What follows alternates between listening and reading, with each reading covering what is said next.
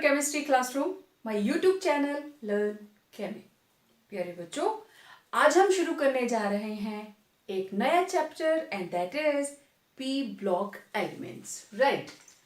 और P block elements के अंदर आपको पता है there are 6 groups and out of these 6 groups आप लोग पढ़कर आते हो boron family, carbon family, nitrogen, oxygen, fluorine और हीलियम। ठीक है, boron family, carbon, nitrogen family, oxygen family, fluorine, halogens and noble gases. ये दोनों ग्रुप आप लोग +1 में पढ़ते हो, राइट। और +2 के अंदर हम स्टडी करेंगे pnictogens, nitrogen family, chalcogens, oxygen family, halogens, fluorine family and noble gases, right. और इसके अंदर इनकी फिजिकल प्रॉपर्टीज, इनकी chemical properties, some of their important compounds, उसके बारे में हम बात करेंगे और उनके कंपाउंड्स की नेचर के बारे में बात करेंगे। पी ब्लॉक एलिमेंट्स के बारे में जो एक स्पेशल थिंग है that is it include metals, non-metals and metalloids, right? अब देखो S ब्लॉक है, S ब्लॉक के अंदर there are purely metals, alkali metals, alkaline earth metals, but in case of P block elements you will get here metals, non metals and metalloids, right. अब जैसे जैसे chapter आगे बढ़ेगा आप इन चीजों को देखेंगे, ठीक है। तो सबसे पहले हम स्टार्ट करने वाले हैं नाइट्रोजन फैमिली। सभी फैमिलीज का ट्रेंड एक जैसा ही रहेगा। बिगनिंग हमारी होगी अकरेंस के साथ, कौन कौन से एलिमेंट्स हैं इसके अंदर। सो नाइट्रोजन फैमिली, इसके मेंबर्स कौन कौन है? इट इज नाइट्रोजन, फास्फोरस, उसके बाद है हमारे पास arsenic, antimony and bismuth. These are the family members of nitrogen और इनको हम collectively बोलते हैं निकोजेंस, right? निकोजन का मतलब it has been derived from a word which means suffocating। तो इसके जितने भी कंपाउंड्स हैं they are suffocating in nature, जो हमारी जो रेस्पिरेशन का प्रोसेस है उसको अफेक्ट करते हैं। तो दीज आर निकोजेंस, ओके। अब हम अकरेंस की बात करते हैं। सबसे पहले नाइट्रोजन, ओके। आपको पता है एटमॉस्फेयर के अंदर 78% by volume it is nitrogen, rest of other gases, and nitrogen is 33rd most abundant element in earth's crust. तो ये आपके एक एक नंबर के क्वेश्चंस हैं, इनको ध्यान से नोट करते जाइएगा सब लोग साथ साथ में। अर्थ क्रस्ट के अंदर it is 33rd most abundant element, right. और एटमॉस्फेयर के अंदर कॉम्पोजिशन आप जानते हैं। और अर्थ की क्रस्ट के अंदर how it is present, it is present in the form of nitrates, ठीक है। और उन नाइट्रेट्स में से मेन कौन कौन है? Sodium nitrate, potassium nitrate, right. Sodium nitrate को बोलते हैं Chile saltpetre and potassium nitrate is niter, it is called simply niter or Indian salt petre, ठीक है। जैसा मैं आपको क्लास में बताती हूं, जो इस तरह की इंपॉर्टेंट चीजें आ जाती हैं 1 मार्क क्वेश्चन वाली, तो आपकी कॉपी के ऊपर जगह होती है ना, हाशिया जिसको बोलते हैं, वहां ऐसे करके लिख लेते हैं KNO3 क्या है एंड NaNO3 को क्या बोलते हैं, Chile saltpetre and Indian saltpetre, ठीक है। इंपॉर्टेंट क्वेश्चंस को इस तरीके से टॉप पे लिख लेते हैं, ओके। अब आपको पता है एटमॉस्फेयर और बायोस्फीयर, बायोस्फीयर के अंदर सारे के सारा लिविंग वर्ल्ड आ जाता है, including plants, animals, bacteria, virus, everything, right. Biosphere जिसमें हम लाइफ की बात कर रहे हैं। Atmosphere is abiotic component. Biosphere के अंदर बायोलॉजी, लिविंग सिस्टम, उनके बीच में नाइट्रोजन कैसे एक्सचेंज होती है, that process is nitrogen cycle, ठीक है। प्लांट्स गल सड़ जाते हैं, जितने भी माइक्रो ऑर्गेनिजम्स हैं वो नाइट्रोजन को एटमॉस्फेयर में भेज देते हैं. Atmospheric nitrogen is fixed in the soil and in earth's crust. बहुत से तरीके हैं उसको फिक्स करने के, उसके बारे में हम लेटर ऑन बात करेंगे. तो इस चीज को हम क्या बोलते हैं? Nitrogen cycle. ये साइकिल चला रहता है. ओके. अब next element is phosphorus.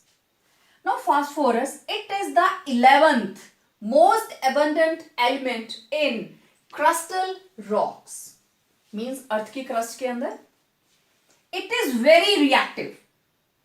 Occur in combined state. Reactive है इसलिए कंबाइंड स्टेट में ये इसकी अकरेंस है नेचर के अंदर. नाइट्रोजन की तरह फ्री स्टेट में ये नहीं रहता. ओके. अब अर्थ की क्रस्ट के अंदर फास्फोरस हमें किस फॉर्म में मिलेगा? जितने भी फास्फोरस के मिनरल्स हैं दे आर ऑर्थोफॉस्फेट्स. और ऑर्थोफॉस्फेट्स के अंदर जो मेन मिनरल है that is apatites. Apatites, these are the main minerals. और उनका formula 3Ca3PO4. Calcium phosphate 3 parts along with CaX2. और X जो है it may be fluorine, chlorine, bromine और समटाइम्स OH. हाइड्रोक्साइड आयन भी हो सकता है. राइट. ओके. फास्फोरस और कहां पे है? आपके एक एक नंबर के क्वेश्चंस.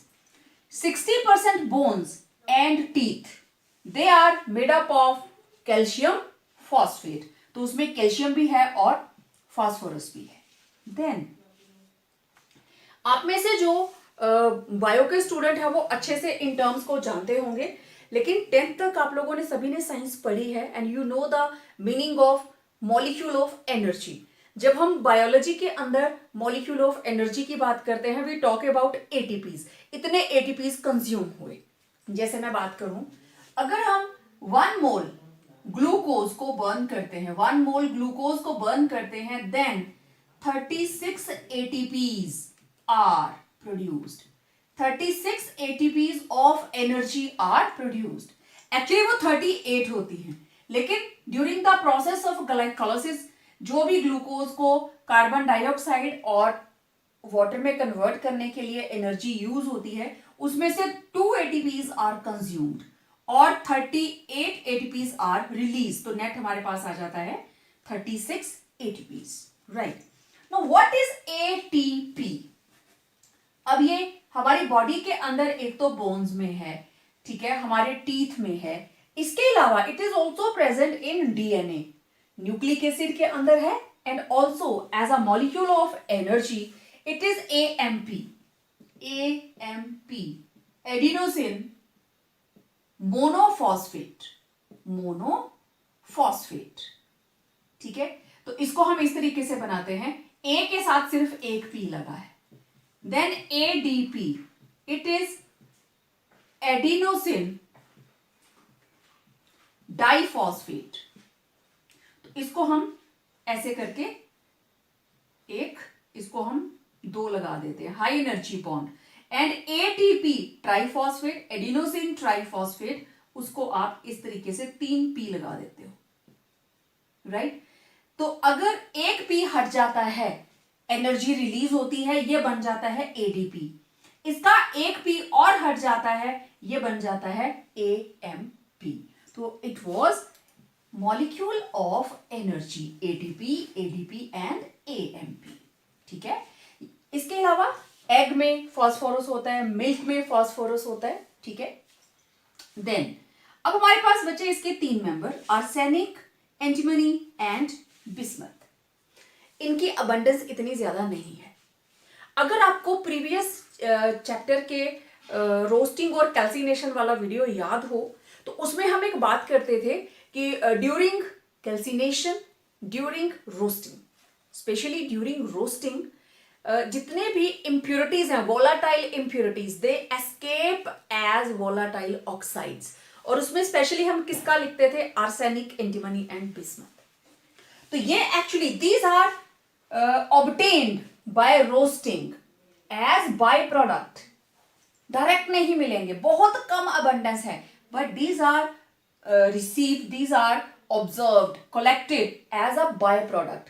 क्योंकि हम तो रोस्टिंग कर रहे हैं आयरन की, हम तो रोस्टिंग कर रहे हैं किसी और कंपाउंड की, एल्यूमिनियम की, किसी और कंपाउंड की, लेकिन ये सारी चीजें they are being received as a by product.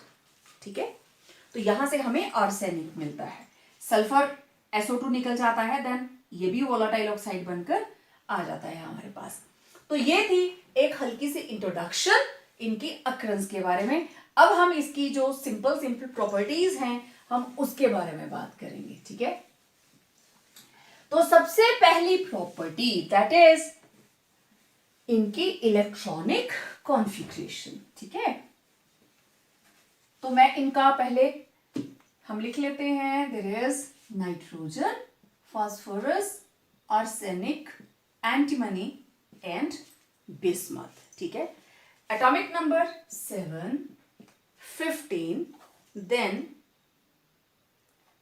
arsenic is 33, 51 and 83। ठीक है, 8, 18, 18, 32, राइट। इसमें क्योंकि जैसे जैसे आगे हम बढ़ रहे हैं 2 वाला कॉलम निकल गया। ठीक है, सेकेंड पीरियड है 8, 18, 18, 32। ठीक है, तो नाइट्रोजन इस तरीके से, आप इसका एटॉमिक नंबर आपको रटने की जरूरत नहीं है। ठीक है, अब configuration 1s2, 2s2, 2p3, 1s2, 2s2, 2p6, 3s2, 3p3। इसी तरीके से ये था हमारे पास second period, third period, fourth period, fifth period, sixth period. ठीक है, मैंने इसलिए बोला थर्ड पीरियड तक गए तो 8 का जंप, फोर्थ में चले गए तो 10 डी इलेक्ट्रॉन्स आ गए, 18 का जंप, फिफ्थ में चले गए तो 10 डी प्लस हमारे पास जो F ब्लॉक एलिमेंट्स हैं वो भी इसके अंदर आ गए। ठीक है, फिफ्थ है तो ये आ गया 18, और यहां पे सिक्स्थ क्योंकि N आएगा 4F तो यहां पे आ गए 32, 3D, 4D और उसके बाद में 32, राइट। तो 8, 18, 18, 32 करके आप इनके एटॉमिक नंबर्स लिख सकते हैं। तो फोर्थ पीरियड के अंदर हमारे पास आएगा 4s2, 4p3, फिफ्थ के अंदर आएगा 5s2, 5p3 और सिक्स्थ के अंदर आएगा 6s2, 6p3। तो आप देख सकते हो हमारे पास जर्नल कॉन्फ़िगरेशन जो है it is NS2, NP3। This is NS2, NP3। ठीक है, तो आउटर मोस्ट शेल के अंदर these elements are having 5 electrons, तो it is having 5 valence electrons. ठीक है, जैसे ही हम p ब्लॉक की तरफ मूव करते हैं आपको पता है carbon, boron, carbon, nitrogen, oxygen, fluorine and उसके बाद हैलोजेंस। ठीक है, नियोन। ओके, तो यहां पे boron is NS2, NP1, it is NS2, NP2 and this is NS2, NP3। ठीक है, सेकेंड पीरियड के अंदर हाइड्रोजन के नीचे नियोन आ जाएगी। ओके ओके, अब इस तरीके से ये रही इसकी जर्नल कॉन्फ़िगरेशन नाइट्रोजन की NS2, NP3। ओके, अब अगर इनकी मेटल और नॉन मेटेलिक कैरेक्टर को आप देखें, nitrogen and phosphorus these are non metals, typical non metals. Arsenic and antimony they show certain properties of metals and certain properties of non-metal, तो इनको हम बोलेंगे मेटेलॉइड्स और semi metals. And yes, bismuth it is purely metal.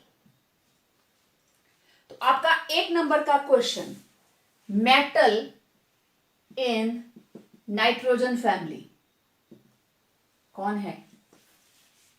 Bismuth. Bismuth is the only metal in this family. ठीक है, अब हम धीरे धीरे आगे बढ़ते हैं। तो ये थी इसकी electronic configuration. Next is atomic and ionic radii की बात करेंगे हम। ओके, एटॉमिक रेडियाई,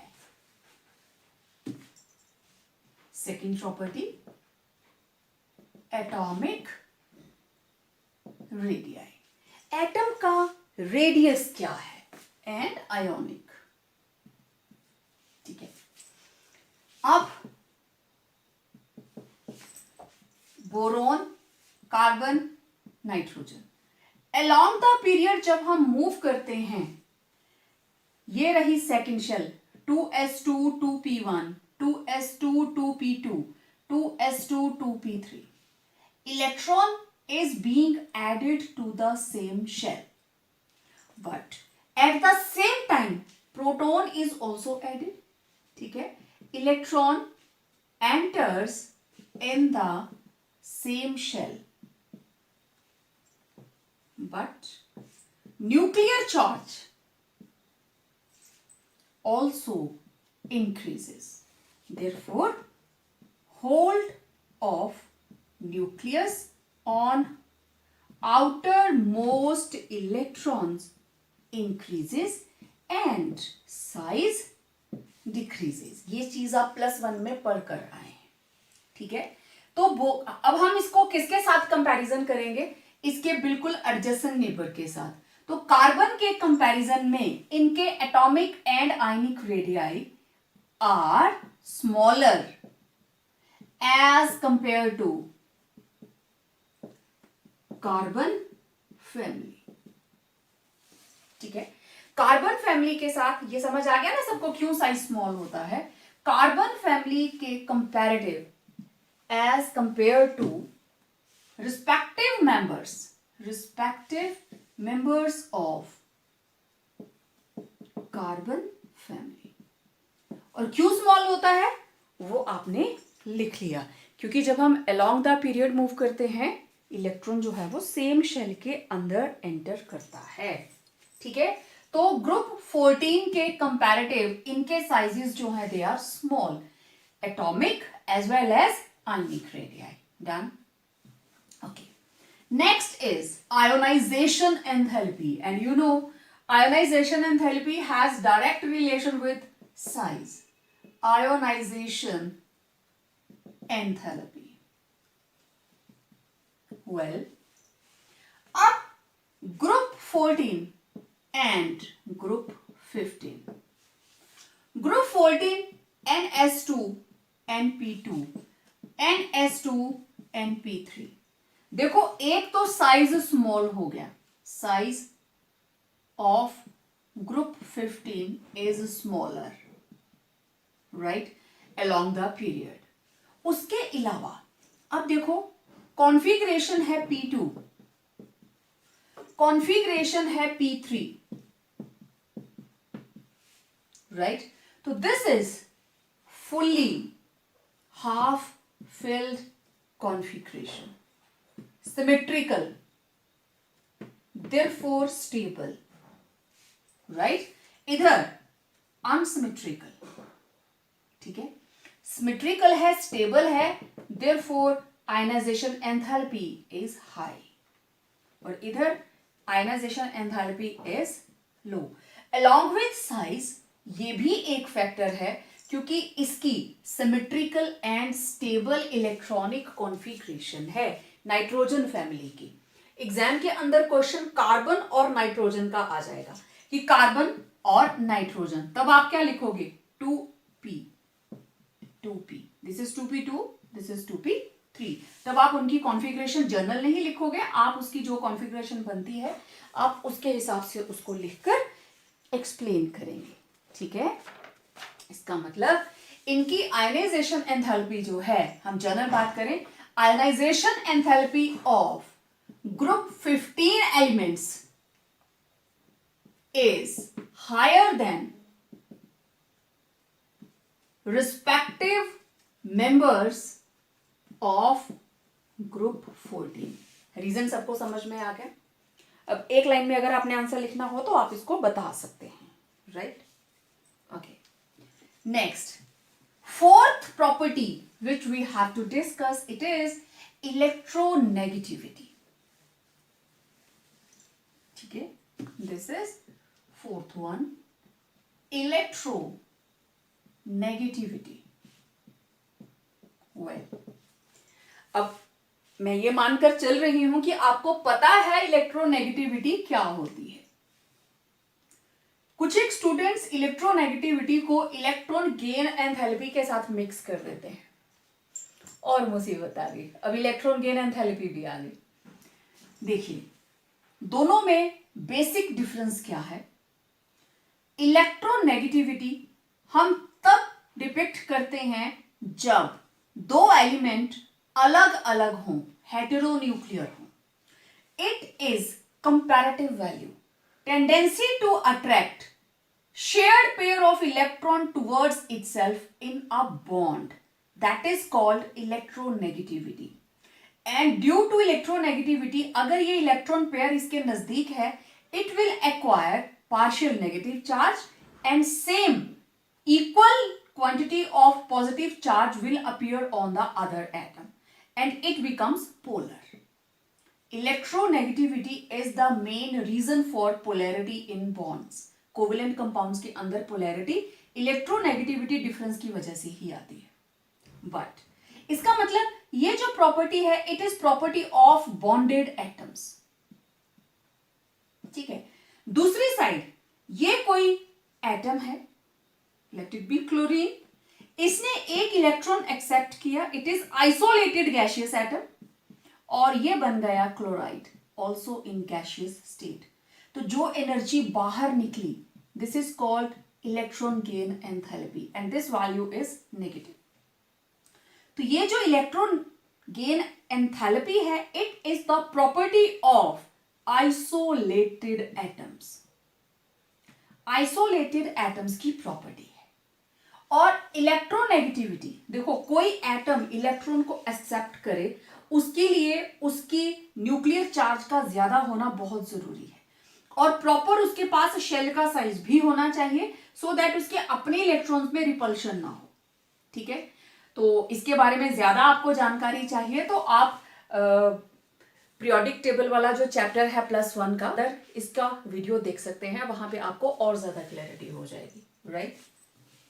तो अब इलेक्ट्रोनेगेटिविटी ये डायरेक्ट साइज पे डिपेंड करती है। जिसका साइज जितना स्मॉल होगा, उसकी दूसरे इलेक्ट्रॉन को अट्रैक्ट करने की टेंडेंसी उतनी ही ज्यादा होगी। अब देखो, नाइट्रोजन के बाद फास्फोरस, आर्सेनिक, एंटीमनी, बिस्मथ, इधर को जाते हुए साइज क्या कर रहा है, इंक्रीज। एक्चुअली ये पीरियड नहीं है, मैंने ऐसे नहीं बनाया इसको, ठीक है, this is along the period. तो ये साइज इंक्रीज कर रहा है, साइज इंक्रीज करेगा तो इलेक्ट्रोनेगेटिविटी क्या करेगी, डिक्रीज। अब maximum highest electronegativity it will be of nitrogen. तो नाइट्रोजन की सबसे ज्यादा, followed by phosphorus, arsenic, antimony and bismuth. और आपको पता होना चाहिए fawn, these are the three most electronegative elements of periodic table. Number 1 is fluorine followed by oxygen and at number 3 it is nitrogen, right? So electronegativity decreases down the group due to increase in size. देखो, इन chapters में से D block हो गया, F block हो गया, P block हो गया, reasoning questions आते हैं। ठीक है, रीजनिंग क्वेश्चंस आते हैं, चाहे वो कोई फॉर्मूला पूछ ले या कोई एक लाइन का रीजन पूछेंगे। तो बहुत बड़े बड़े क्वेश्चंस यहां से नहीं आते हैं, तो एक एक नंबर के बहुत से क्वेश्चंस आपको यहां से मिलते जाएंगे, right. Okay, now property number 5, fifth property which we have to discuss, that is metallic nature. Metallic nature, तो मैंने पहले भी आपको बताया, phosphorus, nitrogen, phosphorus, arsenic, antimony and bismuth, ये दोनों ही typical non metals. These are metalloids and it is pure metal. Means down the group metallic character increases. Down the group जब हम नाइट्रोजन से बिस्मथ की तरफ मूव करते हैं मेटालिक कैरेक्टर इंक्रीज करता है.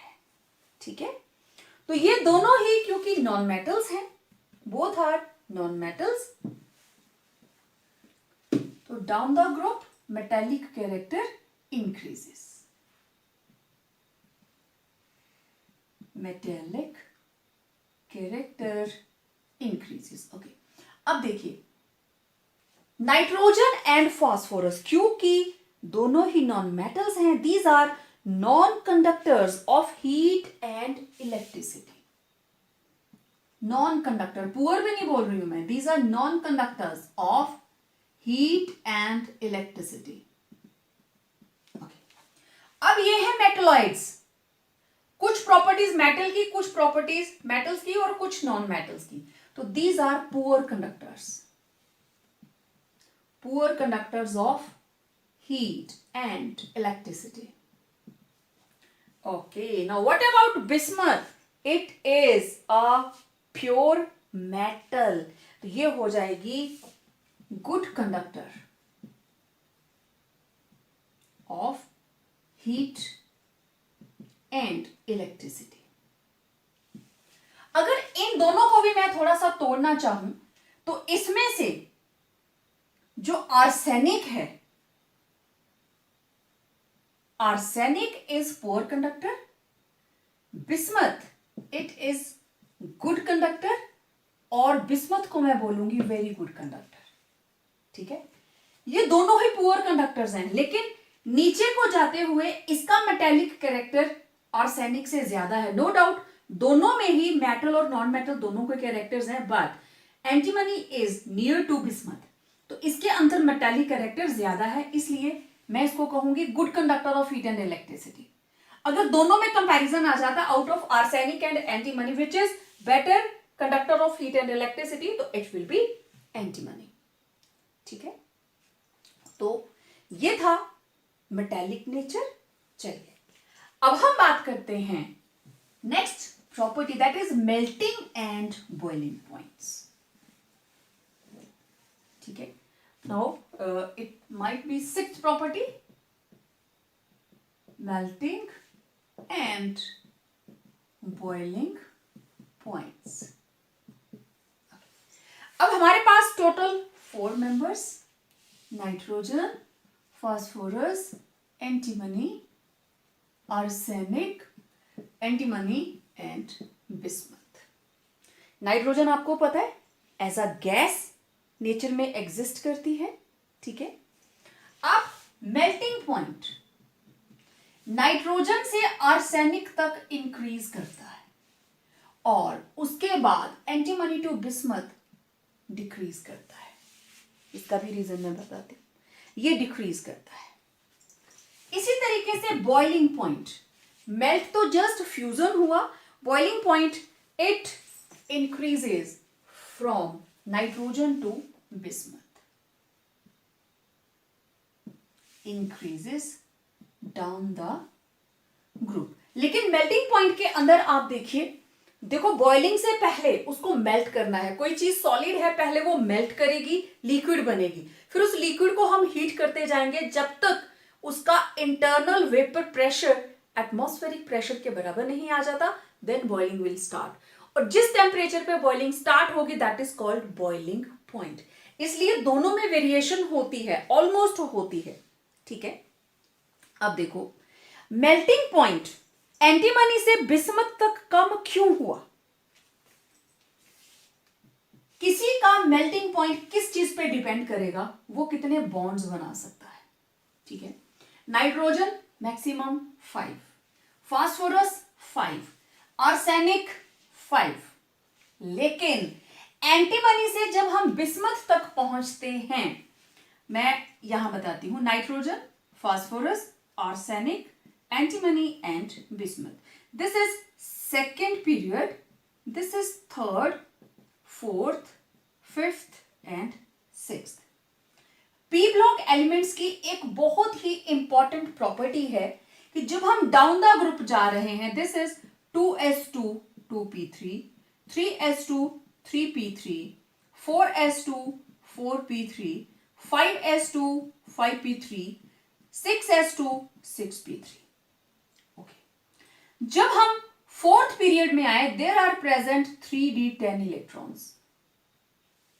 जब हम फिफ्थ के अंदर आए, there are present 3d10 4d10. Total 20 electrons ऐसे हैं जो पुअर शील्डिंग कर रहे हैं. आपको पता है डी ऑर्बिटल्स के अंदर जो इलेक्ट्रॉन्स हैं उनका शील्डिंग इफेक्ट कम होता है. अब जब हम सिक्स्थ पीरियड में पहुंचे, there are present 3d10 4d10 5d10 but also 4f14. तो आप देखिए यहां जब हम कर रहे हैं, there are so many electrons जो शील्ड ही नहीं करते. जब शील्ड नहीं करेंगे, इट मींस इसमें भी देखो 20 इलेक्ट्रॉन्स आते हैं जो शील्डिंग नहीं कर रहे हैं. शील्ड नहीं करेंगे तो न्यूक्लियस का जो चार्ज है, न्यूक्लियर चार्ज, वो बढ़ गया. इट विल इंक्रीज और उसका होल्ड आउटर मोस्ट इलेक्ट्रॉन्स के ऊपर ज्यादा होगा. मतलब इसके अंदर +20 तो है, लेकिन ये जो 20 इलेक्ट्रॉन्स हैं ये पार्टिसिपेट नहीं कर रहे शील्डिंग के अंदर. ठीक है, तो न्यूक्लियस का होल्ड आउटर मोस्ट इलेक्ट्रॉन्स के ऊपर ज्यादा होगा and those electrons are tightly held by the nucleus, outer most वाले. सेम इसमें तो और ज्यादा होगा. ओके, अब क्या हुआ, आपको पता है penetration effect, S subshell is nearer to the nucleus as compare to P. P जो है वो D से ज्यादा, D जो है वो F से ज्यादा. हाँ, प्रिंसिपल क्वांटम नंबर सेम रहना चाहिए. अब देखो 5s 5p, तो out of 5s and 5p, 5s is near to the nucleus. Out of 6s and 6p, 6s is near to the nucleus. तो जो इलेक्ट्रॉन पेयर 5s और 6s के अंदर प्रेजेंट है, ये खुद को ऐसे महसूस करता है as if they have acquired noble gas configuration. क्योंकि न्यूक्लियस स्ट्रॉन्ग हो चुका है, उसकी न्यूक्लियर चार्ज बढ़ चुकी है, वो आउटर मोस्ट इलेक्ट्रॉन्स को अपनी तरफ टाइटली खींच के रख रहा है. लेकिन आउटर वालों की भी दो कैटेगरीज हैं, एक S में है और एक P में है. अब S जो है that is near to the nucleus. तो ये जो इलेक्ट्रॉन पेयर है, electron pair in NS behaves like noble gas configuration. बिल्कुल स्टेबल कॉन्फिगरेशन की तरह वो बिहेव करता है and shows reluctance. Reluctance means वो मना कर देता है, मुझे केमिकल बॉन्डिंग में पार्टिसिपेट नहीं करना, I am feeling too much stable. ऐसे बातें तो नहीं करते इलेक्ट्रॉन्स वैसे. ठीक है, it shows reluctance, it doesn't participate in chemical bonding. So ये जो इलेक्ट्रॉन्स हैं दे बिकम इनर्ट. इनको कोई लेना देना नहीं है कौन क्लोरीन के साथ कंबाइन कर रहा है, कौन फ्लोरीन के साथ कंबाइन कर रहा है. दे शो रिलक्टेंस, साधु बन जाते हैं. ठीक है, दे रिमेन इनर्ट और इस पेयर को हम बोलते हैं इनर्ट पेयर.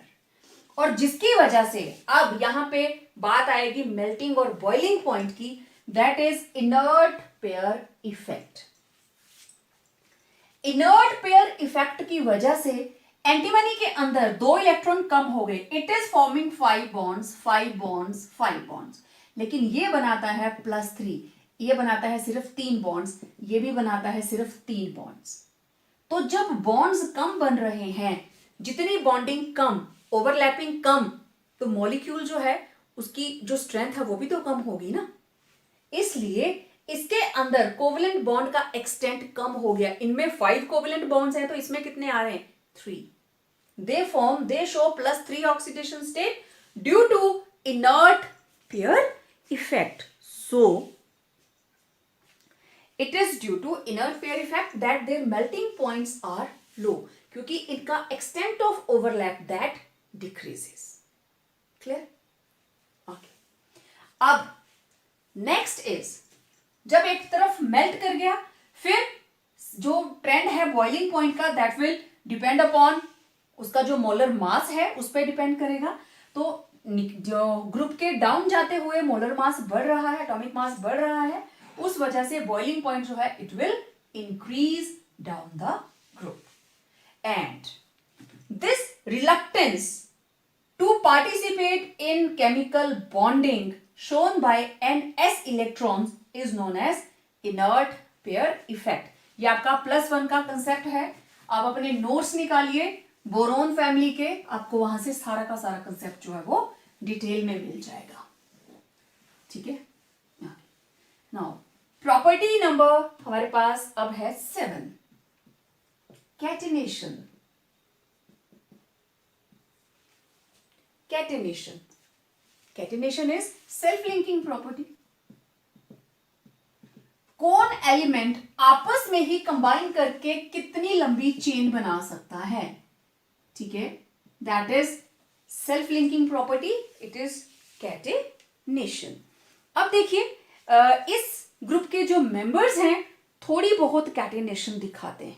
ठीक है, अब जैसे नाइट्रोजन हमारे पास N2, N double bond N, कितनी एटम्स आई हमारे पास?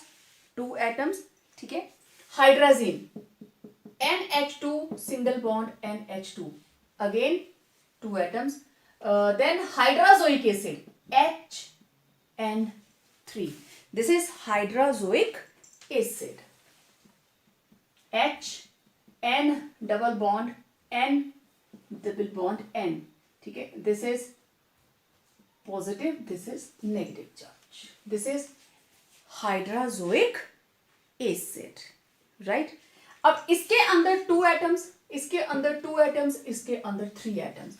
नाइट्रोजन के जो कैटिनेशन है it is only up to 3 atoms. ठीक है, इसके अलावा फास्फोरस भी कैटिनेशन शो करता है। आपको पता है P4 मॉलिक्यूल एग्जिस्ट करता है, तो उसके अंदर इस तरीके से टेट्राहेड्रल अरेंजमेंट के अंदर, तो इसके अंदर टोटल 4 एटम्स जो हैं वो आपस में सेल्फ लिंकिंग शो करती हैं। सिमिलरली आर्सेनिक भी, बाकी सारे मॉलिक्यूल एज M4 ही एग्जिस्ट करते हैं। ठीक, अब कौन कितनी कैटिनेशन शो करेगा ये डिपेंड किस चीज पे करता है? उनके बीच में कितनी स्ट्रॉन्ग बॉन्डिंग है। कार्बन कार्बन, मैं इसको कंपैरिजन देने वाली हूं, ग्रुप 14। इसके बाद nitrogen nitrogen bond, phosphorus phosphorus bond, then arsenic arsenic bond. और अगर आप इनकी बॉन्ड एनर्जी का एक्सटेंट देखें, bond energy it is kilojoule per mole. Carbon carbon single bond it is having 353.3, और nitrogen nitrogen bond it is 163.8 kilojoule per mole, and phosphorus it is 201.6 and arsenic 147.4। ठीक है, अब group 14 के comparison में carbon की तो बहुत ज्यादा है, और पीरियोडिक टेबल के अंदर सबसे ज्यादा catenation, maximum catenation is shown by carbon. तभी हमें ऑर्गेनिक केमिस्ट्री का पुराण पढ़ना पड़ता है। कैटिनेशन ना होती तो ऑर्गेनिक केमिस्ट्री होती ही ना। ठीक है, ओके। अब इनमें से देखिए, this is 201.6। Nitrogen nitrogen catenation बहुत कम है, मैक्सिमम 3 तक, 2 तक वो मैक्सिमम शो करता है। 3 एजाइड, सिर्फ एक ही आयन है हमारे पास। Phosphorus it exist as P4 and this is having highest catenation, क्योंकि इसकी बॉन्ड एनर्जी मैक्सिमम है। ठीक है, it is having highest catenation is shown by phosphorus in group 15, highest catenation in group 15। अब एग्जाम में क्वेश्चन अगर तो group 15 पूछा है तो फास्फोरस आएगा, लेकिन अगर आपको कंपैरिजन में दे दिया और कार्बन वहां दिख जाता है, ग्रुप 15 दिया है तो फास्फोरस, ग्रुप मेंशन नहीं किया है तो कार्बन भी आपको गिवन है, तो आपकी ऑप्शन क्या रहेगी? कार्बन। ठीक है, ओके। अब नेक्स्ट देखते हैं हमारे पास 8th property, it is allotropy. Allotropy, अभी तक जितनी भी प्रॉपर्टीज आप कर रहे हो ना, ये सारी की सारी आप कार्बन फैमिली में पढ़कर आते हैं। Allotropy. So allotropes are atoms of same element having same chemical properties but different physical properties। देखने पर वो अलग अलग दिखाई देंगे लेकिन उनकी chemical reactivity, chemical reactions same होती हैं। Carbon plus oxygen, carbon dioxide. ये कार्बन कोक हो सकता है, यही कार्बन डायमंड भी हो सकता है। अगर मैं डायमंड के लिए रिएक्शन लिखूंगी वो भी सेम होगी, C+O2CO2। डायमंड में भी तो कार्बन ही जुड़ा हुआ है, ठीक है। ये कोक भी हो सकता है, ये ग्रेफाइट भी हो सकता है। Same carbon plus oxygen CO2, Coke, diamond, graphite, सारे के सारे एलोट्रॉप हैं कार्बन के, ठीक है। इनकी शक्ल सूरत अलग। ग्रेफाइट शाइनी होता है, आपने देखा होगा, ड्राई सेल के अंदर उसकी रॉड देखी होगी, ठीक है। डायमंड्स शाइनिंग क्रिस्टल्स रहते हैं। देन कोक, कोयला तो सबने देखा होता है, ठीक है। तो अब ये तो एलोट्रॉप का मैंने आपको एग्जांपल बताया। अब नाइट्रोजन फैमिली के अंदर कौन कौन से एलोट्रॉप्स हैं देखिए। दो मेंबर्स को छोड़ दीजिए, फर्स्ट एंड लास्ट, ठीक, एक्सेप्ट नाइट्रोजन एंड बिस्मथ। जो बीच के मेंबर्स हैं phosphorus, arsenic and antimony, they show allotropy. अब फास्फोरस इट में भी बहुत फॉर्म्स में ये पाया जाता है, स्पेशली मेन जो हमारे पास है व्हाइट, ब्लैक एंड रेड, तीन तरह के एलोट्रॉप्स हैं। Then arsenic, it is grey, yellow and grey, yellow and grey. इसके बाद antimony, yellow and silvery grey, yellow and silvery grey. तो these were different allotropes of nitrogen family। First and last ना nitrogen show करता है ना bismuth show करता है। Other members they have different allotropes, ठीक है।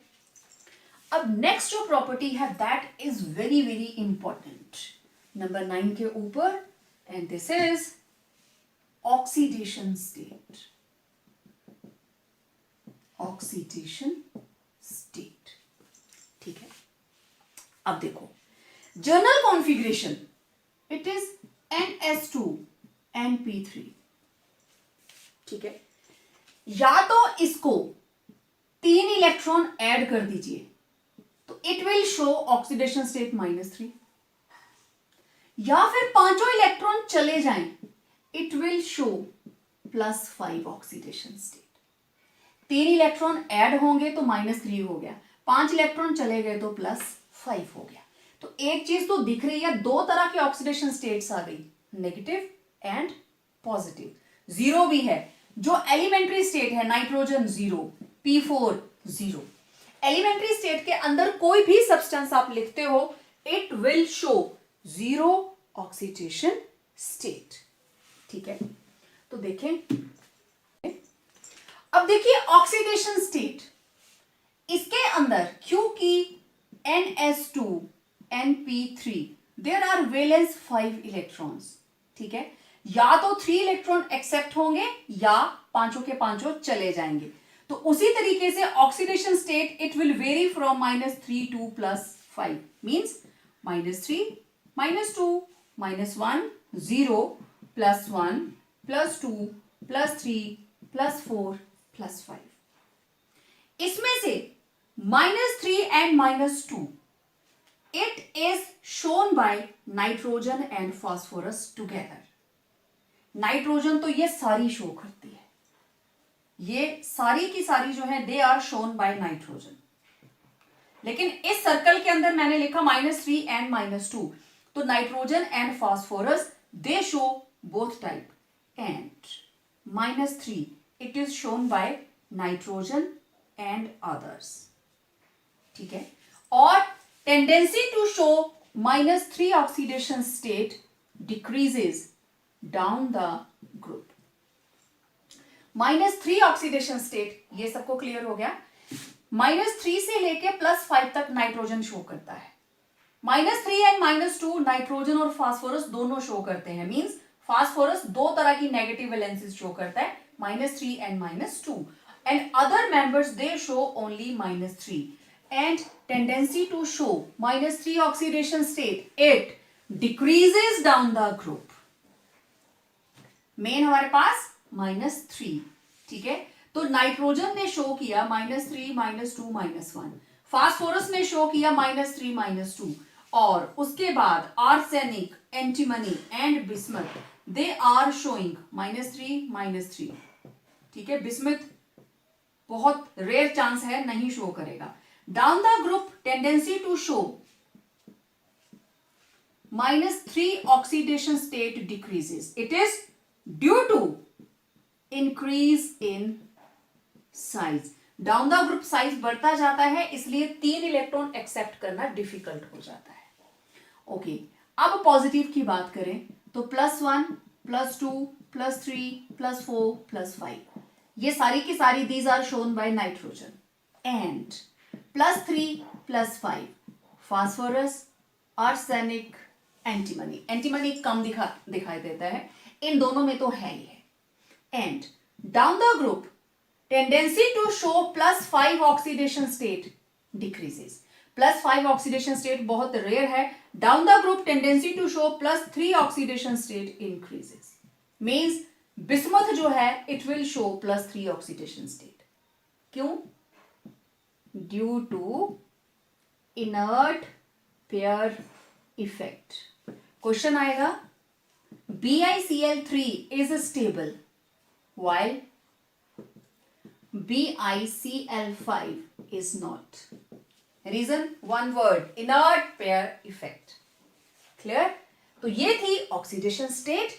अभी हम देखते हैं जिसके अंदर ये सारी की सारी ऑक्सीडेशन स्टेट्स जो है वो हमें दिखाई देंगी। हम एक लिस्ट बनाते हैं उसमें नाइट्रोजन के कंपाउंड्स की। Okay. तो we are having ammonia, hydrazine, then after hydrazine there is hydroxyl, amine, then nitrogen, N2O, NO, N2O3, N2O4, N2O5. Okay. +1, -3. -3, +1, +2, sorry -2, ठीक है। यहां पे ऑक्सीजन के ऊपर -2, +1, +1, टोटल हो गए +3, तो इसके ऊपर क्या आया? -3, ठीक है। -1, नाइट्रोजन 0, N2O -2, +1, तभी टोटल +2 होगा, +1, -2, +2, -2, +3, -2, +4 एंड +5। तो ये देखिए नाइट्रोजन जो है इट इज शोइंग -3 to +5, ठीक है। Clear? Okay, now question is NCl3 exist करता है, PCl3 एग्जिस्ट करता है, डन। लेकिन PCl5 एग्जिस्ट करता है बट NCl5 एग्जिस्ट नहीं करता। Why? Pentahalides of nitrogen does not exist. Nitrogen के पेंटाहेलाइड एग्जिस्ट क्यों नहीं करते? जरूरी नहीं क्लोरीन के साथ ही होगा। NF3 एग्जिस्ट करता है बट NF5 एग्जिस्ट नहीं करता। देखते हैं रीजन। ओके, देखिए हमारे पास दो चीजें हैं। एक तरफ तो आप -3 से +5 देख रखे हो, दिस इज ऑक्सीडेशन स्टेट, ठीक है। लेकिन कोवेलेंसी कितनी एटम्स के साथ नाइट्रोजन कंबाइन कर सकती है by having its orbitals filled with single electron, तभी ओवरलैपिंग होती है ना। तो कोवेलेंसी इज 3, मैक्सिमम 3 एटम्स के साथ नाइट्रोजन कंबाइन करती है। कोवेलेंसी इज 3, मैक्सिमम 3, एंड कुछ एक कंपाउंड्स है जिसमें वो 4 शो करती है, और वो 4 वाला कौन है? कोई भी क्वाटर्नरी अमोनियम सॉल्ट्स, जैसे NH4OH। तो इसमें नाइट्रोजन के साथ 4 हाइड्रोजन रहते हैं विद पॉजिटिव चार्ज, और इधर OH नेगेटिव। सिर्फ यही है क्वाटर्नरी अमोनियम सॉल्ट्स जो हैं। अब ये H हटाकर यहां पे एल्काइल ग्रुप लगाए जा सकते हैं। सिर्फ क्वाटर्नरी अमोनियम का जो स्ट्रक्चर है उसी में इसकी कोवेलेंसी इज 4। दो तरह की है, 3 and 4, जबकि phosphorus and others they are having covalency of 3 and 5। PCl3, PCl5, ACl3, ACl5। क्यों? देखें, इसमें कंफ्यूजन नहीं क्रिएट करनी, ऑक्सीडेशन स्टेट एंड कोवेलेंसी, कि एक तरफ तो मैम बोल रहे हैं +5, तो यहां 3 और 4 क्यों? कोवेलेंसी, कोवेलेंट बॉन्ड कब बनता है? जब एक एटम एक इलेक्ट्रॉन, दूसरी एटम एक इलेक्ट्रॉन शेयर करते हैं। तो नाइट्रोजन मैक्सिमम कितनों के साथ शेयर कर सकती है? टोटल 3 एटम्स के साथ, ठीक है। नाइट्रोजन और फास्फोरस, मैं दोनों को कंपैरिजन दे देती हूं। This is 2s2 2p3, 3s2 3p3, ठीक। ये आप लोग कर चुके होंगे, मैं थोड़ा स्पेस ले लेती हूं यहां पे।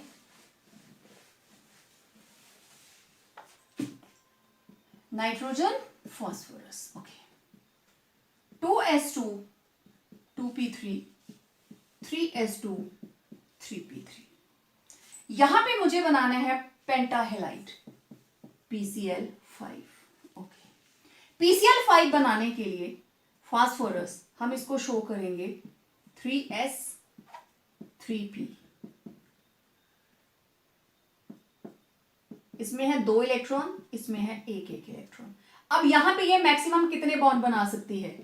3। ऑक्सीडेशन स्टेट क्या आएगी? 3 अनपेयर्ड इलेक्ट्रॉन है, तो 3 के साथ ही कंपेयर कर सकती है। एक फ्लोरीन, दूसरी फ्लोरीन, तीसरी फ्लोरीन, ओके। क्लोरीन लिया है हमने, Cl Cl Cl, तो ये बन जाएगा PCl3, और इस PCl3 के साथ 3 क्लोरीन्स लग गए और एक क्या बचा? Lone pair. लेकिन मुझे क्या बनाना है? PCl5, तो मैं यहीं पे स्टॉप नहीं करूंगी, ये मैंने जानबूझ के बना के दिखाया आपको। अब यहां पे हमारे पास टोटल है 3, मुझे चाहिए 5, तो this was ground state. Now this is phosphorus in excited state, ये इलेक्ट्रॉन आगे जाएगा। 3s 3p और 3d इसके पास खाली पड़ी है, 3p 3d 3s। अब ये इलेक्ट्रॉन आगे, p वाले तो तीनों सिंगली फिल्ड हैं, अब ये यहां जंप कर गया। कितने हो गए? 5 unpaired electrons. Now it can combine with 1 chlorine, 2nd chlorine, 3rd chlorine, 4th chlorine, 5th chlorine। ये इसके साथ ओवरलैप करेगा, ठीक है। ये क्लोरीन इसके पास आई, तो ये इलेक्ट्रॉन मैंने इनका बना दिया। चलो, वैसे तो ऐसे बनाना चाहिए, down spin. These electrons are of chlorine, तो ये कंबाइन करेंगे और ये बन जाएगा chlorine chlorine chlorine chlorine chlorine, ठीक है। इनके स्ट्रक्चर्स, वैलेंस बॉन्ड थ्योरी आप केमिकल बॉन्डिंग +1 के चैप्टर में वीडियोस देख सकते हो, काफी डिटेल में है वहां पे, ओके। लेकिन अब इधर नाइट्रोजन में क्या हुआ भाई? Nitrogen ground state 2s 2p, इसके अंदर 2 इलेक्ट्रॉन, इसके अंदर सिंगल सिंगल इलेक्ट्रॉन। मुझे कितने चाहिए? There are only 3 unpaired electrons. Bonding बनाने के लिए एक एक इलेक्ट्रॉन 3 में है, मुझे 5 चाहिए। तो इस इलेक्ट्रॉन को हम आगे भेजेंगे, है ना। तो ये इलेक्ट्रॉन कहां चला जाएगा? 2d में। 2d एग्जिस्ट ही नहीं करती है, ठीक है। तो रीजन क्या आएगा? Due to absence of d orbitals, nitrogen cannot extend its covalency beyond 3। 3 से ज्यादा वो कोवेलेंसी शो नहीं कर सकती। आंसर देखो बेटा, पेपर में आता है NCl5 does not exist while PCl5 exists। एक लाइन का आंसर यही है, due to absence of D orbitals. लेकिन अगर आप थोड़ा लिख के बता देंगे तो उसका इंपैक्ट थोड़ा ज्यादा रहता है, ठीक है। तो it was all about oxidation state and physical properties of nitrogen family. तो आपको आज का लेक्चर कैसा लगा? आप जरूर इसको लाइक करें, अपने फ्रेंड्स के साथ शेयर करें, एंड यस, चैनल को सब्सक्राइब जरूर करें and keep your notification bell on. तो मिलते हैं नए वीडियो के अंदर केमिकल प्रॉपर्टीज के साथ। Till then, stay home, stay safe.